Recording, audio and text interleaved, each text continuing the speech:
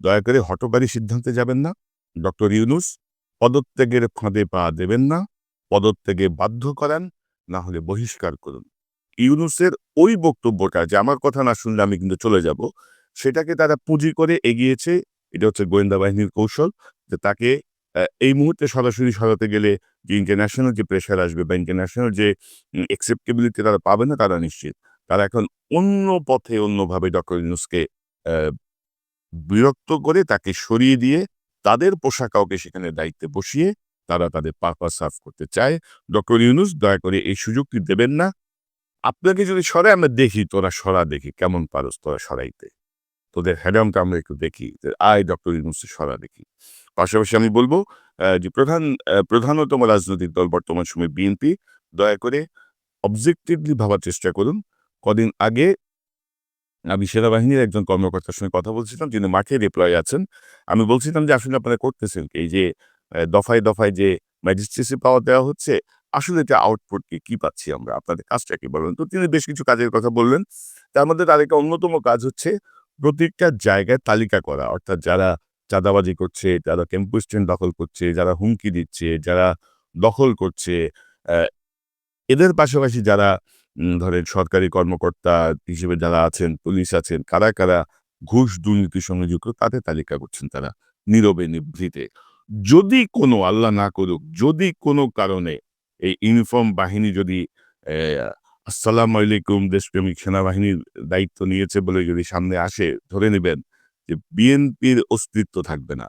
যেই ডলাটা আওয়ামী লীগের খাওয়ার কথা ছিল, সেই ডলাটা যাবে বিএনপির উপর দিয়ে। ডক্টর ইউনূসকে পদত্যাগ যদি করানো যায় বা ডক্টর ইউনূস যদি এই মুহূর্তে পদত্যাগ করেন, তাহলে জুলাই বিপ্লব আসলে আ শেষ হয়ে যাবে। জুলাই বিপ্লবের যারা জীবন দিয়েছেন, যারা এখন আহত আছেন, আহতদেরকে দেখবেন হসপিটাল থেকে ধরে নিয়ে জেলখানায় পড়া হচ্ছে। তাদের অনেককেই দেখবেন যে নানাভাবে মেরে ফেলা হচ্ছে। সো ডক্টর ইউনূস আপনি কেন পদত্যাগ করবেন? আজকে উপদেষ্টাদের সঙ্গে বৈঠকে ডক্টর ইউনূস এই জাতীয় একটি আ আ ধারণা প্রকাশ করেন। বিশেষ করে গতকাল জেনারেল ওয়াকারুজ্জামান যে অডাসিটি দেখিয়েছেন, যে ধৃষ্টতা দেখিয়েছেন, যে বেয়াদবি করেছেন ডক্টর ইউনূসের সাথে। একটা বাংলাদেশের আ যেই হায়ারার্কি যে র‍্যাংক গুলো আছে অর্থাৎ এটাকে কি বলে? ওয়ারেন্ট অফ প্রিসিডেন্স সেই অনুযায়ী ১২ তম লেভেলের একটা কর্মচারী, সরকারি কর্মচারী জেনারেল ওয়াকার সে যেভাবে ডক্টর ইউনূসের সঙ্গে বেয়াদবি করেছে, সেটাই হয়তো ডক্টর ইউনূস নিতে পারছেন না। কিন্তু ডক্টর ইউনূস এই যে বেয়াদবি, এই যে অডাসিটি, এই যে ধৃষ্টতা যেটি অ্যা জেনারেল ওয়াকার গতকাল দেখিয়েছেন, এগুলো কিন্তু পরিকল্পিত। যেহেতু যেহেতু আ আপনি বিভিন্ন সময় বলেছেন যে, আমার কথা না শুনলে আমি চলে যাবো। আমার কথা শুনতে হবে। যদিও এটারও আমি সমালোচনা করেছি। আমরা এখান থেকে সমালোচনা করেছি। আপনি কেন চলে যাবেন? আপনি দায়িত্ব নিয়ে কেন চলে যাবেন? এখানে তো মানবাভিমান বা ইমোশনের কোনো কারণ নাই। এটা প্রেম খেলা না। যে আমার কথা শুনতে হবে নাইলে আমি চলে যাবো। সো ওই যে আপনার যে মানসিক যে অবস্থাটা যে আপনি একটু সেনসিটিভ, আপনার কথা না শুনলে আপনি চলে যাবেন। ওই জিনিসটাকেই আসলে ঘোট পাকানো হচ্ছে। যেখানে ওয়াকার এখন বরখাস্ত হয়ে জেলে থাকার কথা, যে সশস্ত্র বাহিনীকে উস্কানি দেওয়ার জন্য, রাষ্ট্রের তার যে নিয়োগকর্তা তাদেরকে ইগনোর করার জন্য, তাই সে নিজেকে অভিভাবকহীন বলার জন্য, এই সবকিছু মিলিয়ে আপনার তার যাওয়ার কথা, আপনি কেন যাবেন? ভুলেও এই কথা ভাববেন না। উপদেষ্টা পরিষদের আজকের মিটিংয়ে ২ জন সিনিয়র উপদেষ্টা তাকে বুঝিয়েছেন যে কি হতে পারে, হোয়াট ইস দ্য কনসিকুয়েন্সেস এবং আমি যতটুকু জানি যে তিনি তাতে সন্তুষ্ট হয়েছিলেন। কিন্তু এখনো কিন্তু নানারকম গুজব ছড়াচ্ছে এবং ইউনূস আপনার সাথে আমরা সবাই আছি, বাংলাদেশের সাধারণ মানুষ আছেন। সো আপনি কে কাজ করতে দিবে না এগুলো নিয়ে ভাবার কোনো কারণ নাই। আর সে কথা যদি বলতে হয় আপনাকে বিশেষত আমি যদি দায়িত্ব নিয়ে বলি, আমি গত ৯-১০ মাস ধরেই ১ম থেকেই বলছি যে কোন অপদার্থ উপদেষ্টাকে অপদার্থকে আপনি আপনার উপদেষ্টা পরিষদে ঢুকিয়েছেন এবং আল্টিমেট সমস্যা কি হতে পারে। কিন্তু আনফরচুনেটলি আপনি কোনো বিষয়ই আ গুরুত্ব দেন নাই। আপনি হয়তো শোনেন নাই অথবা আপনাকে শোনানো হয় নাই। বিশেষত আমি, পিনাকি ভট্টাচার্য, ইলিয়াস হোসেন আমরা ৩ জন বারবার বলেছি এবং তখন যে কথাগুলো নিয়ে গোয়েন্দা সংস্থা ট্রল করেছে, আওয়ামী লীগের লোকজন কিছু জায়গায় উৎসাহ দিয়েছে, কিছু জায়গায় ট্রল করেছে, বিএনপির লোকজন উৎসাহ দিয়েছে বা ট্রল করেছে। অর্থাৎ আপনি যদি আপনার সাথে যদি একটা স্ট্রং উপদেষ্টা পরিষদ থাকতো, যারা বিপ্লবের চেতনাকে ধারণ করে, আপনার মনে হয় যে জেনারেল ওয়াকারের এত সাহস বাড়ছে যে সে নিজেকে অভিভাবকহীন বলবে। আপনি বলবেন নির্বাচন হবে জুন 26 এ, ওয়াকার বলবে জানুয়ারি 26 এ নতুন সরকার দায়িত্ব নেবে। এত সাহস তার, এত অডাসিটি, বন্দুক থাকলেই সব হয় নাকি? পারলে কিছু করতে বলেন তারে। পারলে তাকে কিছু করতে বলেন। এবং আমার কাছে যে খবর আছে, ইন্টারন্যাশনাল যে একটা সোর্সের যে খবর আছে, আমাকে বলা হয়েছে ওয়াকার যদি এই উদ্যোগ নেয় সে জাহাঙ্গীর গেট ক্রস করতে পারবে না। সে জাহাঙ্গীর গেট ক্রস করতে পারবে না। আর গতকালকের যে তার যে অডাসিটি, তার যে ধৃষ্টতামূলক যে বক্তব্য সেনা অফিসারদের উদ্দেশ্যে, এটি আসলে অত্যন্ত কৌশলে পাবলিক করা হয়েছে। অর্থাৎ তারা এখন মহাদেশপ্রেমিক হয়ে উঠছে। দেশপ্রেম একেবারে টুবাই পড়তেছে। ২০১৭ সালে যখন অ্যাম ও রোহিঙ্গাদেরকে ঢুকতে দেওয়া হয়েছিল, তখন সেনাপ্রধান ছিল আবু বেলাল মোহাম্মদ শফিউল। তো তখন এরা ছিল না অফিসার সেনাবাহিনীতে। তখন তারা বুঝে নাই যে এটা একটা হাসিনা তার নিজে নোবেল প্রাইজ বা অন্য কোনো স্বার্থের কারণে এই সর্বনাশটা করতেছে। তখন দেশপ্রেম কোথায় ছিল? যখন হাসিনা ৩টা আ আ ভোটারবিহীন নির্বাচন সেনাবাহিনীকে ব্যবহার করে ক্ষমতায় টিকেছিল, তখন তোমাদের এত দেশপ্রেম কোথায় ছিল রে বেটা? কোথায় ছিলি তোরা তখন? তখন তোরা ইউনিফর্মে ছিলি না? তখন তোদের বুকের মধ্যে মেডেল ছিল না? তখন তোদের এসব হমতম ছিল না? কেন ছিল না? তোমরাই সেই লোক যারা তোমাদের স্বজাতির অফিসারকে আয়নাঘরে বন্দি রেখে বছরের পর বছর সেই আয়নাঘরের পাশ দিয়ে এই ইউনিফর্ম পরে ঘুরে বেড়াইছো। তোমাদের বিন্দুমাত্র ভ্রুক্ষেপ হয় নাই যে আমাদের সাথের একজন সেনা কর্মকর্তা, আমাদের একজন ভাই, বাংলাদেশের একজন সাধারণ মানুষ যাদেরকে রক্ষা করা আমাদের দায়িত্ব, তাদেরকে আমরা এইভাবে অ্যা বিনা কারণে ভিন্ন মতের জন্য এখানে আটকায় রাখা হইছে। তো কারো মধ্যে কোনো প্রতিক্রিয়া আমরা দেখি নাই। উপরন্তু যখন ডক্টর ইউনূস দায়িত্ব নেওয়ার পরে এই আয়নাঘরকে পরিদর্শনে বাধা দেওয়া হয়েছে। এই আয়নাঘরকে সংস্কার করে অনেক কিছু মুছে ফেলার চেষ্টা হয়েছে। কোথায় রে ভাই তখন তোমাদের দেশপ্রেম? অর্থাৎ দেখেন ভাই, কিছু বললে বলবে যে সেনাবাহিনীর ভাবমূর্তি নষ্ট করতেছি আমরা। এই জাতীয় একটা গ্রুপ আছে, সেনাবাহিনীর ভিতরে আছে এবং তাদের ভাড়াটিয়া কিছু কচুক্ষেতি আছে। বিভিন্ন চ্যানেল ইদানিং দেখি এখন। যাই হোক, ওইসব ধর্মের কথা বলতে চাই না। কিন্তু বাস্তবতা হচ্ছে কি যে সেনাবাহিনীর যে ভাবমূর্তি, এটা আসলে হাসিনা ভাবমূর্তি। মূর্তি হাসিনা টুকরা করে ফেলছে ১৫-১৬ বছরে। মূর্তির অংশও নাই। ভাব নিয়ে বসে আছে সবাই। এই ভাবমূর্তিটাকে জোড়া দেয়ার জন্যই আমরা চেষ্টা করছি নানা রকমভাবে। হাসিনার যে ড্যামেজটা আমাদের দেশপ্রেমিক সেনাবাহিনীকে করেছে, সেই ড্যামেজটাকে রিকভার করার জন্য সেনাবাহিনীকে আগের মর্যাদায় ফিরিয়ে নেয়ার জন্য মানুষ যে চোখ বন্ধ করে ধরেন চোখ বন্ধ করে মানুষজন আস্থা রাখতে পারে যে ইয়েস আমি সেনাবাহিনীর একটা ইউনিফর্ম দেখছি, আমার আর চিন্তা নাই।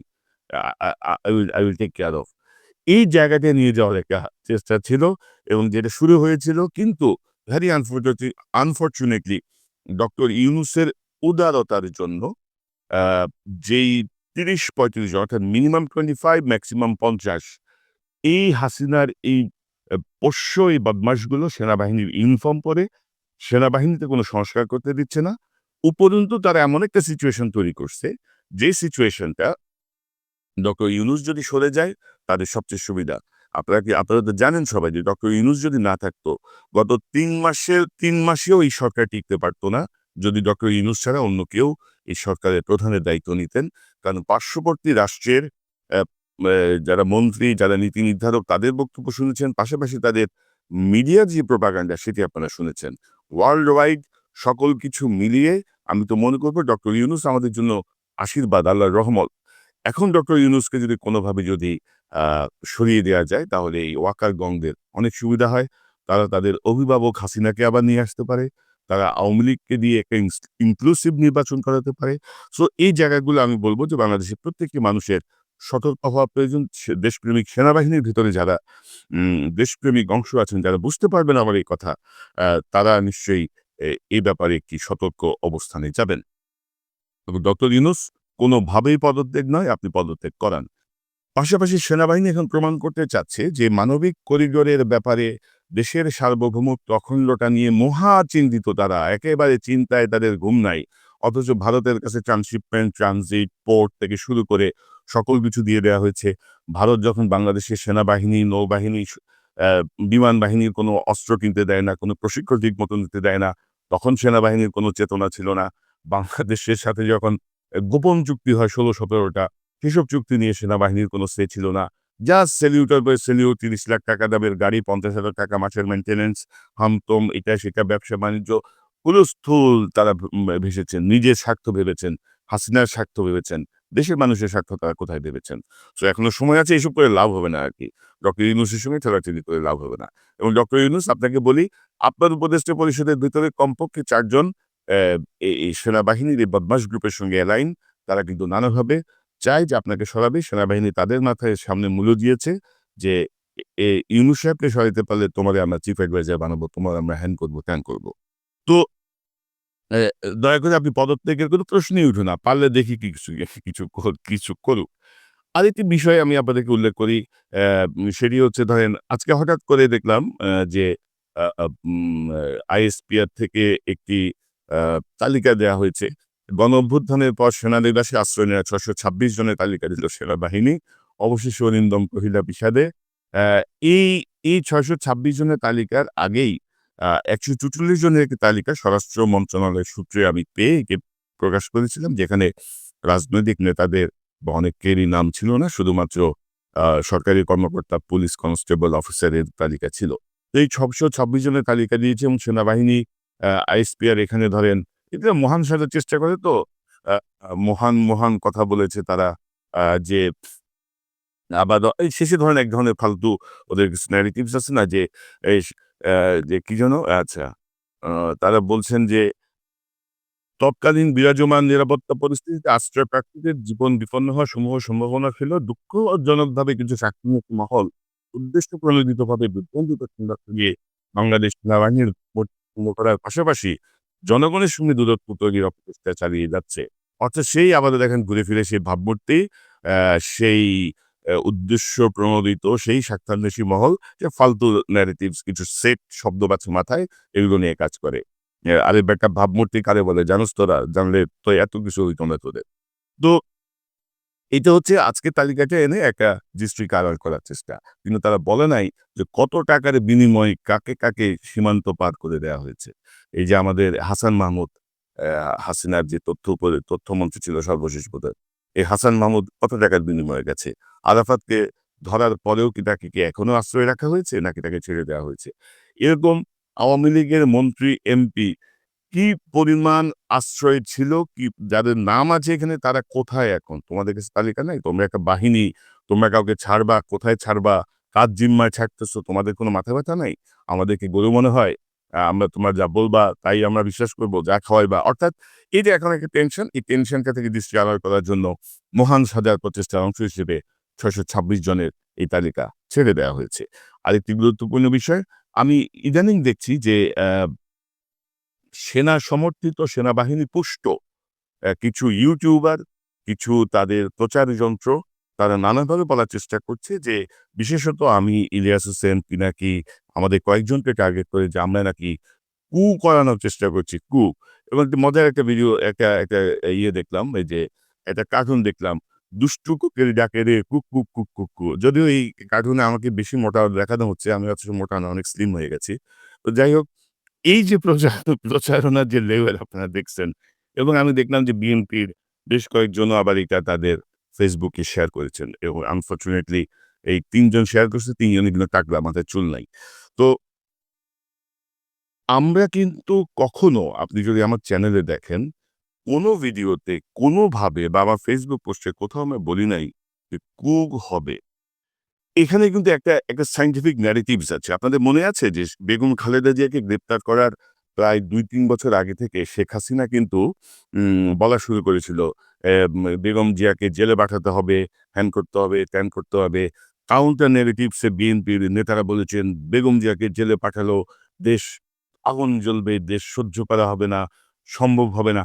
অর্থাৎ এই জাতীয় একটা বিষয়, বেগম জিয়া জেলে যাওয়া এবং তার প্রতিবাদ। এটি কিন্তু ধরেন একটা দীর্ঘ সময় ধরে মানুষকে মেন্টালি প্রিপেয়ার করা হয়েছে যে, যে বেগম জিয়া জেলে যেতে পারেন, মানুষের মাথার মধ্যে এই জিনিসটা ঢুকানো হয়েছে। গত কিছুদিন থেকে কিন্তু এই জিনিসটা আবার মানুষের মাথার মধ্যে ঢুকানো হচ্ছে যে দেশে একটা কু হতে পারে। দেশে একটা কু হতে পারে। মানুষকে কিন্তু এগুলো হচ্ছে মানসিকভাবে মানুষকে এক ধরনের সাইকোলজিক্যালি প্রিপেয়ার করা। যে মানুষ বলছে, "ও আচ্ছা হ্যাঁ, তাই তো একটা কু তো হয়েই গেল। এটা তো বলা হচ্ছিল কু হবে।"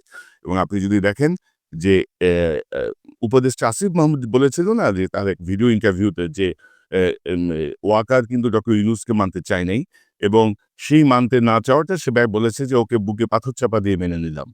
আর শেষ মুহূর্তে যখন উপায় না দেখে সে বুকে পাথর চাপা থেকে সে নানার তাতে আমি বুঝতে পেরেছি ইয়েস ইটস ট্রু এবং সেখানেই কিন্তু এই যে অফিসারদের অ্যাড্রেসের আগের দিন ওয়াকার অ্যা আ সকল major general, lieutenant general, brigadier, brigade commander সহ তিনি একটি সভা করেন। প্রস্তুতি সভা বা হোয়াটএভার। তো এবং এইটা করে সেখানে বেশ কয়েকজন ওয়াকারকে উৎসাহ দিয়েছে। বলেছে যে, "স্যার এই অবস্থায় দেশ চলতে পারে না। আপনি জরুরি অবস্থা ঘোষণা করেন, আপনি ক্ষমতা নিয়ে নেন।" অর্থাৎ তারা একটা জরুরি সরকারের কথা বলছিলেন। কারণ হাসিনা এবং তার অ্যা তার আশ্রয়দাতারা সবাই মিলে ওইভাবেই প্ল্যানটাকে সাজাচ্ছে। দয়া করে হঠকারী সিদ্ধান্তে যাবেন না। ডক্টর ইউনূস পদত্যাগের ফাঁদে পা দেবেন না। পদত্যাগে বাধ্য করান, না হলে বহিষ্কার করুন। বাংলাদেশের জনগণ আপনাকে সমর্থন করে। আমরা সবাই আপনাকে সমর্থন করি।